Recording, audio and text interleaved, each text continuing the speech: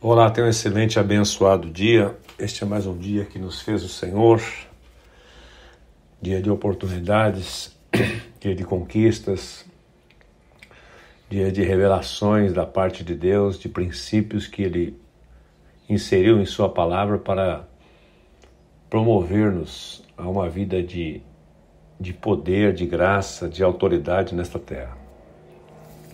Caminhando aqui no capítulo 3 de Josué, este episódio fantástico que foi registrado aqui, que ele recebe de Deus uma autorização, melhor dizendo, uma ordem, né? um comando para que eles santificassem. E no episódio passado eu falei que a santidade atrai milagres. Porque o texto diz: santificai-vos hoje, porque o Senhor fará maravilhas no meio de vós. Então, quando você vive uma vida consagrada a Deus e, consequentemente, as pessoas, você vai experimentar milagres extraordinários. E hoje eu quero mostrar para você, nesse episódio aqui que nós vamos comentar agora, um outro segredo, um outro princípio poderoso aqui. A unidade gera poder. E tem só uma frase pequena aqui no meio do texto que me saltou aos olhos. E eu fiquei pensando nela no dia de ontem. E hoje resolvi tocar nesse assunto. Eu ia pulá-la porque ela é tão simples que eu achei que não podia não acrescentar muita coisa. Mas depois eu pensei, às vezes nós precisamos de coisas simples, não de coisas complexas. A gente erra mais naquilo que a gente já sabe do que naquilo que a gente não sabe. Então veja aqui, eu vou ler o texto do 3, do 5 ao 7 e vou pensar a frase do meio. Disse Josué ao povo: santificai-vos, porque amanhã o Senhor fará maravilhas no meio de vós. Ele disse ao povo isto, tá? Então ele deu um comando para o povo, ele como líder do povo de Israel neste momento. Moisés já havia morrido, como você já sabe. Ele deu esse comando: santifiquem-se, consagrem-se, vive uma vida separada do pecado, vive uma vida de obediência. É isso que significa santificar. Santificar-se não é uma coisa mística, mas é uma coisa, pelo contrário, muito prática. Santifiquem-se, quer dizer, vive uma vida de obediência aos princípios, cultive a presença de Deus em sua vida, ande em unidade em relação à liderança que Deus colocou na sua vida. Isso é viver uma vida de santidade, pureza de intenções, tudo isso. Então ele disse ao povo isto. Aí ele voltou-se para os sacerdotes, que eram os líderes, os mais influentes, os mais experientes, talvez os contemporâneos dele, a turma que sobreviveu, porque você sabe que a primeira geração morreu toda no deserto por causa da desobediência, por causa de rebelião, por causa de incredulidade, um monte de coisa. E aqui uma nova geração levanta-se e sendo liderada por Josué. Então Josué é um líder novo, mas que havia sobre ele uma graça, uma confirmação da parte de Deus, da parte de Moisés, e demandava neste momento uma coerência, uma congruência em relação aos demais. Porque veja, ele foi levantado, um jovem líder, e ele tinha gente da sua idade, gente da sua geração ali no meio daquele povo. Mas veja o que aconteceu aqui. Olha que detalhe importantíssimo. Ele volta-se para os seus parceiros, ele volta para os seus liderados, volta para os sacerdotes, como eu já disse, eram os líderes do povo os novos líderes levantados do povo naquele momento.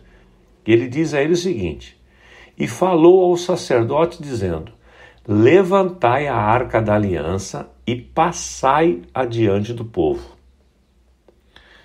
Eles estavam chegando ali perto do Jordão, haveria a travessia do Jordão, então ele dá uma voz de comando para os caras: levantem a Arca da Aliança, que era o símbolo da presença de Deus, como já falei em outro episódio, passem adiante do povo, ou seja, vão na frente, vocês vão na frente. E a frase seguinte diz: levantaram, pois, a Arca da Aliança e foram andando adiante do povo. Parece que é uma coisa muito óbvia isso aqui. ele fala aos sacerdotes, peguem a arca e vão na frente do povo. E os caras, o que eles fizeram? Obedeceram imediatamente o que Josué ordenou, o comando que Josué deu. Levantaram, pois, a arca e foram andando adiante do povo. Essa expressão muito simples aqui me chamou a atenção para o seguinte, porque como eu já vi o contexto todo, e eu aconselho você a fazer isso, ler o livro todo de Josué, eu vi aqui nesta pequena frase e nesta pequena atitude o que isto gerou lá na frente. Porque veja, eles poderiam questionar, mas por que nós vamos na frente? Põe o povo na frente. Por que não vamos levar a arca? Por que nós vamos agora? Não dá para ir depois? Não dá para ir amanhã? Porque tem que ser eu. Não dá para ser o outro sacerdote? Hoje não é minha escala. Hoje não é meu dia de escala. Não dá para ser o outro. Então, milhares de perguntas. Porque quando a gente não quer fazer alguma coisa, a gente fica arrumando um monte de desculpas. Meu pastor e mentor diz assim, quem não tem frutos, tem desculpas. Então, quando a gente tem um monte de desculpa, é porque a gente está com preguiça, com negligência, com rebelião no coração. A gente faz um monte de perguntas. Eles não fizeram perguntas. Eles simplesmente... Josué deu uma ordem para eles, deu um comando para eles, levanta a arca, passa diante do povo, e esse verbo me chamou. Levantaram, pois, a arca adiante e foram andando diante do povo. Parece que é uma atitude tão simples isto, mas isso denota unidade. E a unidade gera poder. Sabe esse negócio de tamo junto que nós usamos hoje? Nós escrevemos até errado e falamos até errado. Tamo junto, ou tamo juntos. Né? É a abreviação de estamos juntos. Nós estamos juntos, às vezes é só de boca.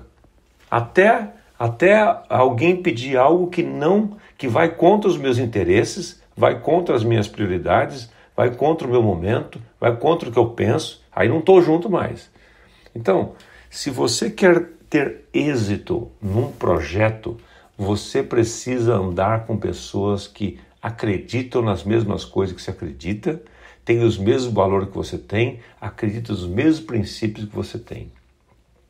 Esses caras que provavelmente foi Josué quem escolheu, esses levitas aqui, os caras estavam afinados com a liderança dele. Imediatamente eles obedeceram aquilo que Josué declarou, sem ficar fazendo 1 milhão de perguntas, 1 milhão de questionamentos. Na versão da Nova Tradução da Linguagem de hoje diz assim, disse aos sacerdotes, peguem a arca da aliança e vão na frente do povo. E eles fizeram o que Josué mandou. Essa atitude simples aqui, pequena, foi um treinamento e uma capacitação para atitudes maiores e comandos maiores, mais complexos que Josué deu lá na frente. Então, resumindo aqui, se você não é capaz de obedecer a pequenos comandos do seu líder, se você não é capaz de andar em unidade com ele nas pequenas coisas, quando surgirem os grandes desafios, você vai pular fora do barco. Você vai pular fora do barco.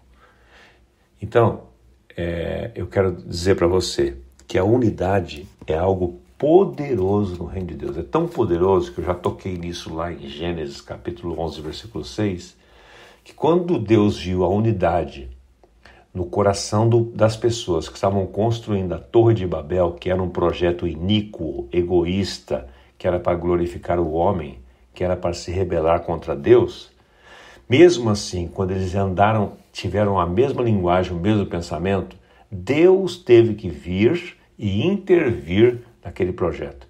E foi Deus quem disse, eles têm uma linguagem, eles têm um só pensamento, eles falam todos a mesma língua.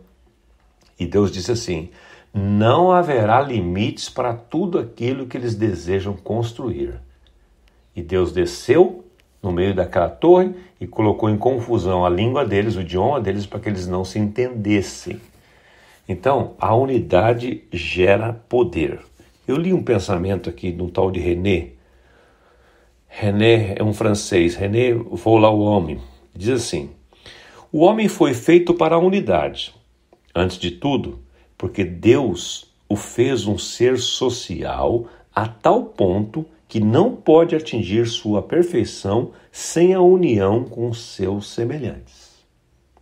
Sabe, eu quero dizer para você, Deus fez você para viver em unidade com a sua esposa, com o seu marido. Filhos, Deus fez você para viver em unidade com seus pais. Você pode ver um time de futebol, eles podem contratar os melhores do planeta, mas se esses caras, cada um tiver um interesse ali, e a voz de comando do técnico não for ouvida, esse time vai pro buraco, jogando milhões de dinheiro fora, porque não há unidade. Porém, você pega times menores, times com a folha de pagamento bem menor, e os caras têm unidade, aquela unidade gera uma sinergia tão poderosa que eles são capazes de vencer os grandes e afortunados times de futebol. Então, se você quer se dar bem na vida, ande em unidade. Ande em unidade, porque a unidade gera poder. Gera poder. E o poder você vai cumprir o propósito que Deus tem para você. Ande em unidade com seu pai, com a sua mãe. Ande em unidade com seu marido, com a sua esposa. Ande em unidade com seu líder, com o seu pastor. Ande em unidade com o seu chefe no trabalho. Você não precisa entender tudo. Tem muitas coisas na minha vida que eu fiz em unidade com a minha liderança sem entender. Depois lá na frente eu entendi. E com aquilo como foi bom para mim e bom processo. Então, quero deixar isso aqui. Josué deu uma voz de comando e os caras obedeceram e fizeram o que ele mandou na mesma hora. Pense nisso, sobre isso. Ande em unidade. A unidade provoca o poder de Deus, movimenta o poder de Deus e a graça de Deus sobre você. Faça um excelente e abençoado dia. Pai Celestial, que Tu nos dês, que Tu quebres esse espírito de rebelião que tem dominado, Senhor, a nossa geração, os nossos jovens, famílias, igrejas, projetos, empresas, e que Tu nos leves a andar em unidade para que nós tenhamos esse poder de fazer coisas tremendas por conta de andarmos unidos no mesmo propósito. Em nome do Senhor Jesus. Sou Osmar José Dias, seu podcast Bênção da Manhã, para engrandecer o nome do nosso Senhor e levar você a viver uma vida de encorajamento e de graça. Até amanhã.